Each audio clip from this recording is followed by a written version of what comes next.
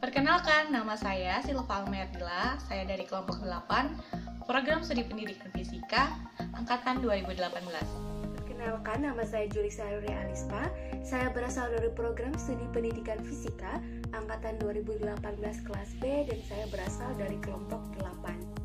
Perkenalkan, nama saya Nadia Safariskiani dari Program Studi Pendidikan Fisika, Angkatan 2018 kelas A, dan saya berasal dari kelompok 8. Perkenalkan, nama saya Adinda Medan Nurianti.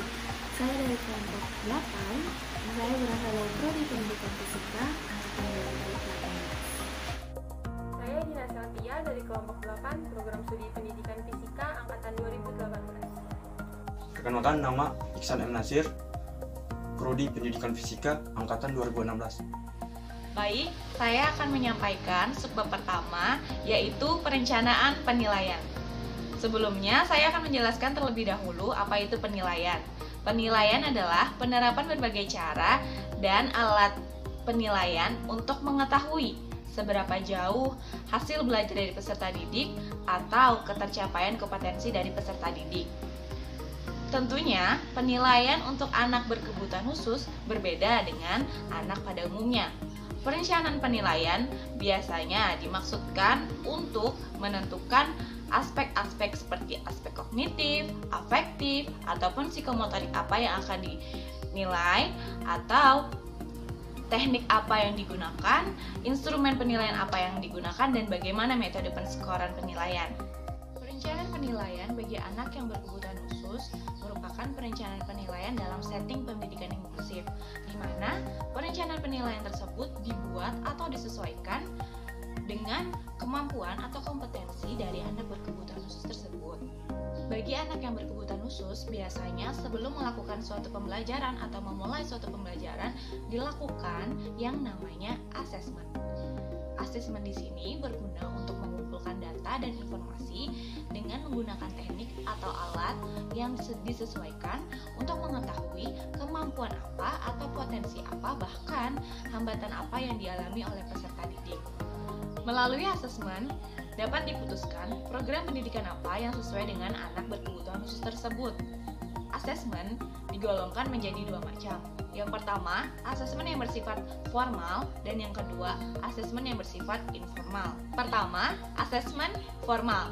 Asesmen formal digunakan untuk mengetahui ketajaman penglihatan, ketajaman pendengaran, maupun ketajaman kecerdasan dari peserta didik. Sedangkan asesmen informal digunakan untuk mengetahui potensi atau kemampuan apa yang masih ada pada peserta didik, atau bahkan hambatan belajar apa yang dialami oleh peserta didik dan kebutuhan apa yang diperlukan peserta didik.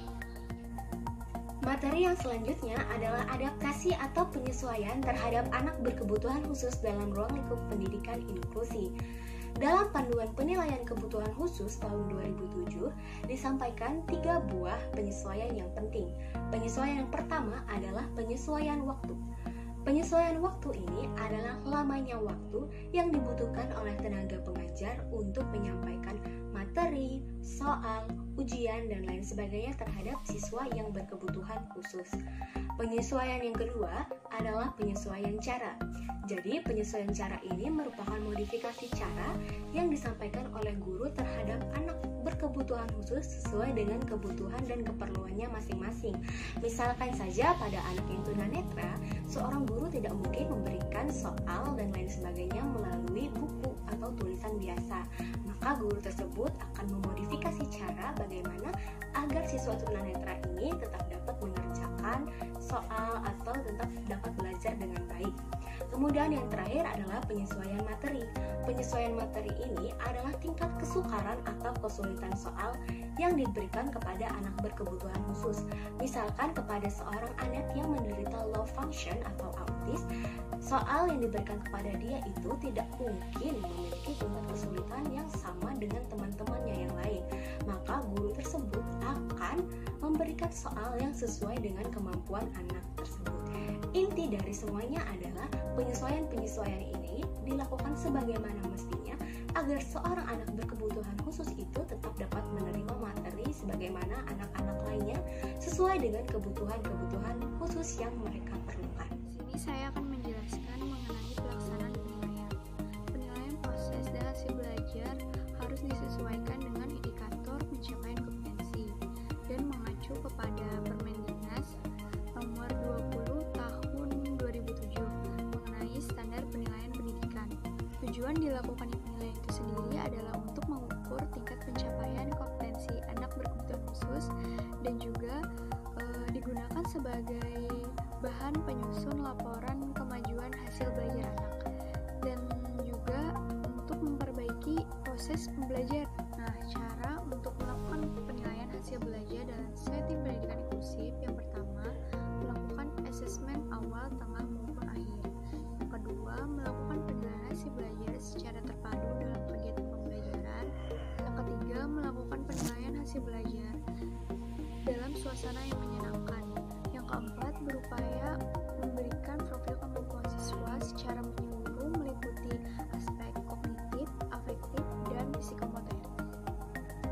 Yang kelima, melakukan penilaian hasil belajar secara adil di mana harus sesuai dengan kemampuan dan kebutuhan khusus setiap siswa. Yang keenam, melakukan penilaian hasil belajar secara berkelanjutan atau secara bertahap, di mana dilakukan secara terus-menerus. Yang ketujuh, melakukan penilaian hasil belajar menggunakan strategi, di mana strategi itu dapat mencerminkan kemampuan siswa itu secara akurat. Yang kedelapan, penilaian hasil belajar dapat dilakukan dengan cara tes tertulis, misalkan seperti penugasan atau kegiatan observasi dan lain sebagainya. 9. Mengadministrasikan penilaian hasil belajar secara tepat dan efisien, seperti misalkan adanya catatan anekdot atau buku nilai yang memuat observasi dan sebagainya. Yang ke-10, adanya penyesuaian-penyesuaian terhadap strategi atau teknik yang digunakan dalam pelaksanaan penilaian hasil belajar. Yang terakhir, adanya penyesuaian-penyesuaian terhadap perangkat atau instrumen yang digunakan dalam pelaksanaan penilaian hasil belajar yang harus disesuaikan dengan kebutuhan setiap siswa atau setiap individu. Baik, di sini saya akan menjelaskan materi tentang kriteria kebutuhan minimal atau yang disering disebut KKM. Apa sih itu KKM? KKM adalah kriteria yang paling rendah untuk menyatakan peserta didik dalam mencapai ketuntasan. Jadi KKM ini merupakan tolak ukur minimal ketuntasan yang harus dicapai oleh peserta didik. Nah, biasanya KKM ini ditentukan pada tahun awal ajaran. Itu dibikin oleh satuan pendidikan berdasarkan musyawarah guru mata pelajaran di satuan pendidikan. Satuan pendidikan khusus atau SMP dapat memulai dari KKM di bawah tarif nasional atau kemudian ditingkatkan secara bertahap. Lalu KKM ini menjadi acuan bersama para guru, baik berkebutuhan khusus dan orang tua. Oleh karena itu, pihak-pihak yang berkepentingan tadi bisa melihat nilai peserta didik itu setiap tahunnya. Kemudian setelah itu dicantumkan dalam laporan hasil belajar atau LHB.